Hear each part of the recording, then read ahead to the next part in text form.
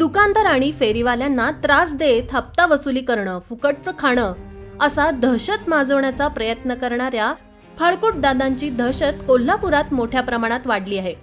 यामुळे फेरीवाले आणि व्यावसायिक त्रस्त झाले असून या फाळकूट दादांचा बंदोबस्त करण्याची मागणी व्यावसायिकांमधून केली जात आहे। त्यामुळे आता फेरीवाले आणि व्यावसायिकांना त्रास देणाऱ्या या गुंडांचा बंदोबस्त करण्याची मोहीम पोलिसांनी हाती घेतली असून शनिवार दिनांक 6 जानेवारी रोजी शाहूपुरी पोलिसांनी रात्री तारा राणी चौक परिसरात गेल्या 4 वर्षांपासून या परिसरात दमदाटी करत फुकट बिर्याणी खाणाऱ्या गुंडाला पोलिसांनी अटक केली असून गुन्हा दाखल केला आहे।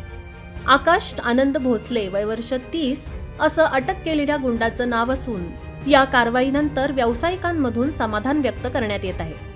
कोल्हापुरातील माकडवाला वसाहतीत राहणारा संशयित आरोपी आकाश भोसले हा गेल्या 4 वर्षांपासून मध्यवस्ती बसस्थानक परिसरातील खाद्यपदार्थ विक्रेत्यांना दमदाटी करून त्यांच्याकडून फुकट खाद्यपदार्थ उकळत होता। तो स्वतः शहरात टोपी गॉगल विक्रीचा ढकलगाडा चालवत होता। मात्र साथीदारांच्या मदतीने त्याने मध्यवर्ती बस स्थानक परिसरातील व्यावसायिकांना दमदाटी करून त्रास देत होता।